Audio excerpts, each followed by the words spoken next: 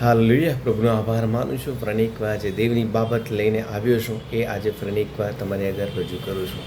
અને એ ખરેખર બહુ જ ગંભીર અને બહુ જ એમ કહે છે કે વિચારવા જેવી છે. ગઈકાલે જ્યારે અમે ઘરમાં ચર્ચા કરતા હતા ત્યારે મારી દીકરી એવું બોલી, એક સ્ટેટમેન્ટ તેણે આપ્યું કે પાપ જાણે કે લોકોના જીવનની એક સ્ટાઇલ બની ગઈ છે. શું બની ગઈ છે? સ્ટાઇલ.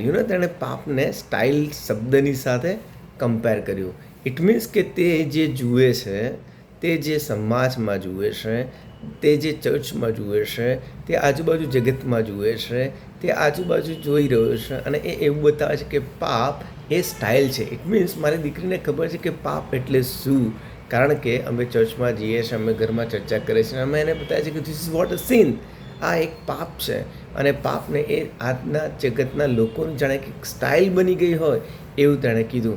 અને મને એમ લાગ્યું કે yes, it is a reality. આ એક વાસ્તવિકતા છે કે જાણે કે જગતના લોકોનું જીવન આજે પાપ એટલે કે એક જાતની કે સ્ટાઇલ બની ગઈ છે. અને બાઇબલમાં પણ આ બાબત લખવામાં આવ્યું છે કે જ્યારે નૂહના સમયની અંદર દેવે ચેતવણી આપી જગતના લોકોને કે 40 દિવસ પછી વરસાદ ભયંકર પડશે અને આ જગતનો નાશ થશે. અને બાઇબલ કહે છે કે નૂહ દ્વારા ઈશ્વરે લોકોને કીધું કે તમે પસ્તાવ કરો, તમે પાપથી પાછા ફરો. પણ પાપ તેઓને માટે સ્ટાઇલ બની ગયું હતું. તેમણે નૂહની ચેતવણીને દેવની ચેતવણી તરફ એમ કહે છે કે તેઓએ ધ્યાન આપ્યું નહીં. અને એમ કહે છે કે પોતાની સ્ટાઇલમાં પાપમાં જીવન જીવતા જ ગયા. They are not paying attention at the warning of નોહાના વોર્નિંગને, ચેતવણીને તેમણે ધ્યાન આપ્યું. અને બાઇબલ એમ કહે છે કે સમય આવ્યો.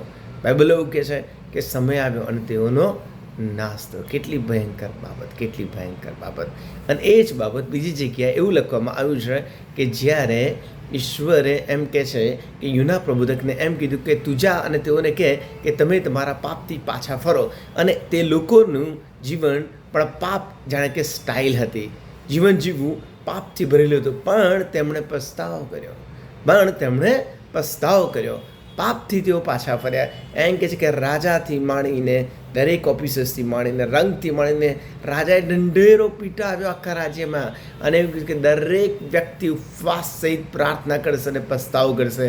અને તેઓએ પસ્તાવો કર્યો અને દેવની પાસે પાછા આવ્યા. અને બાઇબલ એમ કહે છે કે દેવે તેઓને બચાવી લીધા. ત્યારે આજે આપણે આપણી જાતને પ્રશ્ન પૂછીએ કે શું ખરેખર મારું જીવન એ પાપરૂપી સ્ટાઇલમાં છે? આજે પણ હું પાપમાં જીવી રહ્યો છું. આજે પણ મારા જીવનમાં એમ કહે છે કે નશો છે. મારા જીવનમાં આજે પણ મારું જીવન દારૂમાં હું જીવી રહ્યો છું. આજે પણ જૂઠ બોલવું જાણે કે મારી સ્ટાઇલ બની રહે છે. આજે જૂઠ બોલવું જાણે કે મંડળીમાં જૂઠ બોલવું, સમાજમાં જૂઠ બોલવું, એમ કહે છે કે કુટુંબમાં જૂઠ બોલવું, પોલિટિક્સ રમવું, બીજાને નુકસાન કરવું, પ્રભુની બીક ન રાખવી, પ્રભુના માર્ગમાં ન ચાલવું. હા, પ્રભુ ઈસુ ખ્રિસ્તને ઓળખવા છતાં પણ હું પાપમાં જીવી રહ્યો છું. છતાં પણ એમ કહે છે કે પસ્તાવો તો કર્યો છે, પણ હું પાપથી પાછો ફર્યો નથી ને પાપમાં જીવી રહ્યા છે. હજુ પણ મેં પ્રભુ ઈસુ ખ્રિસ્તને ગતારના તરીકે સ્વીકાર્યા નથી.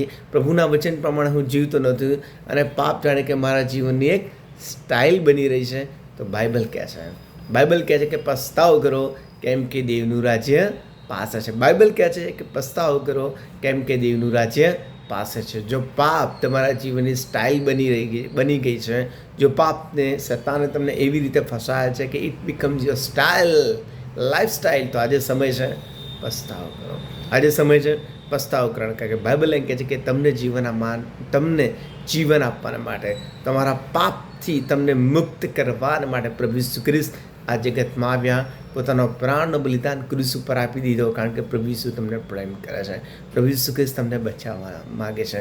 પ્રભુ ઈસુ ખ્રિસ્ત તમને છોડાવવા માગે છે. પણ જો તમે બેદરકાર રહ્યા, પણ જો તમે હજુ પણ પાપને સ્ટાઇલ બનાવીને પાપની સાથે રમતમાં જ રહ્યા, તો એવા દિવસો આવશે કે જ્યારે એ સમયની અંદર, નૂહાના સમયની અંદર, એ લોકોને પસ્તાવો કરવાનો સમય મળ્યો નહીં.